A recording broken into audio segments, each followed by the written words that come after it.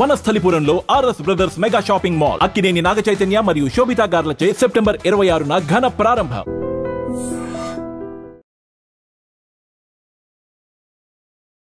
Hi hello నమస్తే, welcome to iDream media. నేను మీ శ్రావ్య. బతుకమ్మ వచ్చేసింది. బతుకమ్మ అనగానే తెలంగాణ వాళ్ళందరికీ కూడా చాలా ఇష్టమైన పండుగ. కానీ ఈ బతుకమ్మ పండుగలో డీజే సౌండ్స్కి 2 ప్రాణాలు కోల్పోయారు. అసలు ఏంటి విషయం? వీటి గురించి మాట్లాడడానికి మనతో పాటే ఉన్నారు హైకోర్టు సీనియర్ అడ్వకేట్ ఎడ్విన్ గారు. నమస్తే సార్. హలో అమ్మా శ్రావ్య, ఎలా ఉన్నారు? బాగున్నామా. బతుకమ్మ అనగానే అందరూ బాగా సెలబ్రేట్ చేసుకుంటారు, చాలా హడావిడిగా ఉంటుంది. కానీ డీజే సౌండ్స్కి ఒక అమ్మాయి 32 ఇయర్స్ మౌనిక అండ్ 24 ఇయర్స్ మేఘన, 2 అమ్మాయిలు సంగారెడ్డి అండ్ మహమ్మద్లో 2 చనిపోయారు. అంటే డీజే సౌండ్స్కి కూడా చనిపోయేంత సౌండ్స్ పెట్టారా? దీన్ని ఎలా చూడాలి? ఒక ఏంటంటే ప్రత్యేకమైన పండుగ 2 కుటుంబాలలో విషాదాన్ని నింపేసిందమ్మా. ఎంగిలిపూల బతుకమ్మ స్టార్ట్ అయింది 21st. దాంట్లో వీళ్ళు పార్టిసిపేట్ చేయాలని చెప్పేసి 2 ఫ్యామిలీస్ నుంచి 2 అమ్మాయిలు, మహబాద్లో చచ్చిపోయిన అమ్మాయికి 2 పిల్లలు కూడా ఉన్నారమ్మా. ఏంటంటే ఈ డీజే కల్చర్ కానీ లేకపోతే ఈ బ్లేరింగ్ సౌండ్ కల్చర్ కానీ ఒకప్పుడు ఇంత లేదమ్మా. ఏదో అట్లా నామినల్గా నడిచేది. కానీ ఇప్పుడు ఏంటంటే ఒకరికన్నా ఒకరు మేము ఆధిక్యం చూపించాలా, లేకపోతే వాళ్ళకన్నా మేము బాగా చేసినాము, లేకపోతే ఆ ఏరియా కన్నా మా ఏరియాలో బాగా సెలబ్రేట్ చేసినాము అనేది ఒకటి.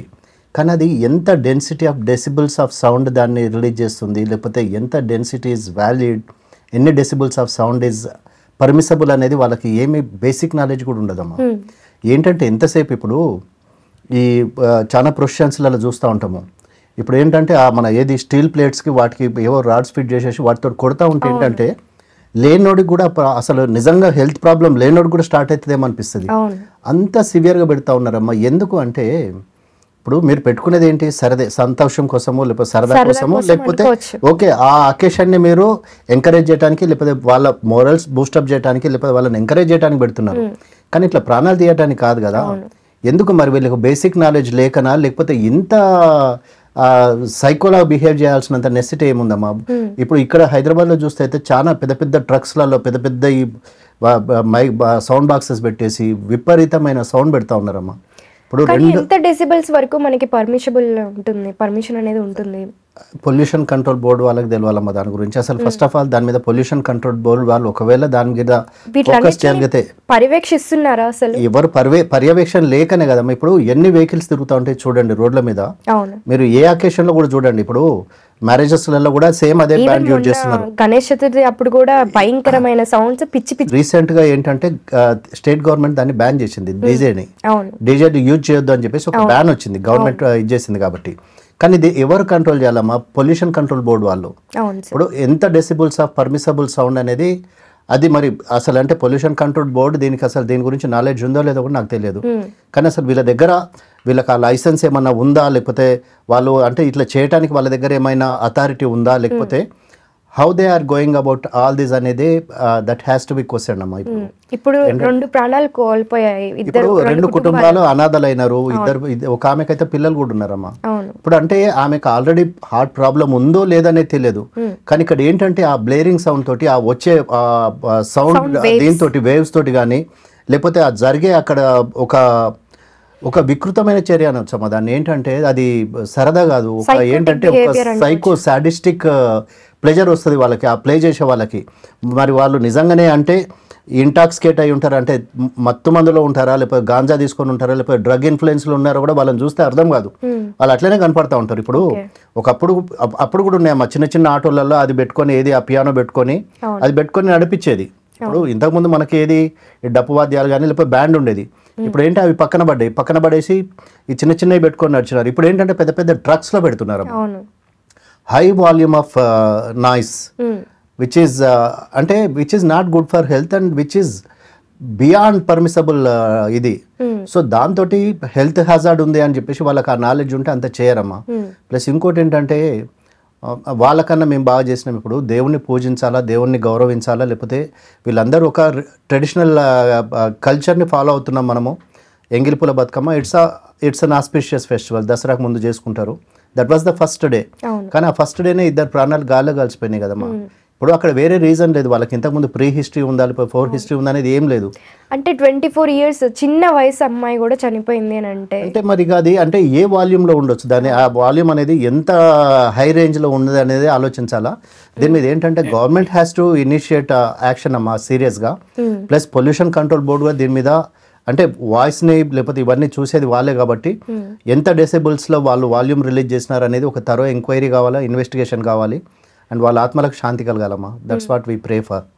అంటే దీన్ని మనం ఏం మార్చడానికి ఉండదు సార్, ఇట్లాంటి వాళ్ళని కట్టుబాటు చేయాలి అంటారు. ఇప్పుడు ఫస్ట్ ఆఫ్ ఆల్ వీళ్ళు ఒక లైసెన్స్ తీసుకోవాలి, లేకపోతే without licence you should not, మీరు రోడ్ల మీదకి రావద్దు, లేకపోతే ఇది మీ అసలు మీరు ఎంత మీరు వాల్యూమ్ మీరు రిలీజ్ చేస్తున్నారు అనేది అది వాళ్ళు చెక్ చేయాల్సి ఉంటుందమ్మా. దాన్ని మనం చెక్ చేయలేము, మన దగ్గర ఉండదు అది. దాన్ని చెక్ చేయాలంటే వాళ్ళ దగ్గర ఉన్న ఎక్విప్మెంట్ తోటి వాళ్ళు ఇనిషియేటివ్ తీసుకొని పొల్యూషన్ కంట్రోల్ బోర్డు దిగాల్సిందే తప్ప ఈ వాయిస్ పొల్యూషన్ కానీ ఎయిర్ పొల్యూషన్ కానీ we have a board for that. So వాళ్ళు ఇనిషియేటివ్ తీసుకోవాలా, వాళ్ళు దిగాల్సిందే తప్ప దాన్ని మీరు నేనైతే ఏం చేయలేమమ్మా. బట్ దీన్ని గవర్నమెంట్ దీని మీద సీరియస్గా ఆలోచించేసి వీళ్ళకు ఒక కట్టడి అంటూ చేయాలి, వీళ్ళకు లైసెన్స్ సిస్టమ్ కానీ లేకపోతే ఒక ఇంతనే వాల్యూమ్ రిలీజ్ చేయాలని ఒక అథారిటీ ఉండి వాళ్ళు దాన్ని కంట్రోల్ చేయగలిగినప్పుడే చేయగలమా. ఇప్పుడు మీరు నేను వెళ్ళి క్వశ్చన్ చేస్తే ఏమంటారంటే నువ్వే పడరా మమ్మల్ని అడగడానికి అని అంటారు. As a citizen we can ask కానీ వినాలి కదమ్మా వాళ్ళు. అప్పటికే వాళ్ళు ఏంటంటే వాళ్ళు హై వాల్యూమ్లో ఉంటారు. ఏంటి అయితే ఒకటి అయితేనేమో లిక్కర్ అన్న ఇది చేసి ఉండాలా, లేకపోతే డ్రగ్స్ కానీ లేకపోతే గాంజా కానీ ఏదో ఒకటి తీసుకొని ఆ వాల్యూమ్లో తీసుకొని ఉంటారు. ఎంతమంది డీజేస్ని అరెస్ట్ చేసినారమ్మా ఏది క్లబ్బులలో, వాళ్ళు ఇంటాక్సికేటెడ్ ఉన్నారు, లేకపోతే ఇన్ఫ్లుయెన్స్లో డ్రగ్ ఇన్ఫ్లుయెన్స్లో ఉన్నారు, లేకపోతే కన్జ్యూమ్ చేసినారు అని చెప్పేసి ఎంతోమంది డీజేస్ని నైట్ క్లబ్లలో అరెస్ట్ చేసినారు కదా. సో వీళ్ళు ఏంటంటే ఒక ట్రాన్స్ లాంటి దీంట్లో ఉంటారమ్మా. ఏంటంటే మనం ఎంతవరకు మనం ఒక సౌండ్ వాళ్ళకు ఒక ఇది ఇస్తూ ఉంటుంది, ఒక ఫీల్ ఇస్తూ ఉంటుంది. సో వాళ్ళకి ఏంటంటే అవతలోడు ఎంత సఫర్ అవుతాడో అవతలోడికి ఎంత ఇంపాక్ట్ అవుతుంది అనేది వాళ్ళకి ఏమి ఉండదు.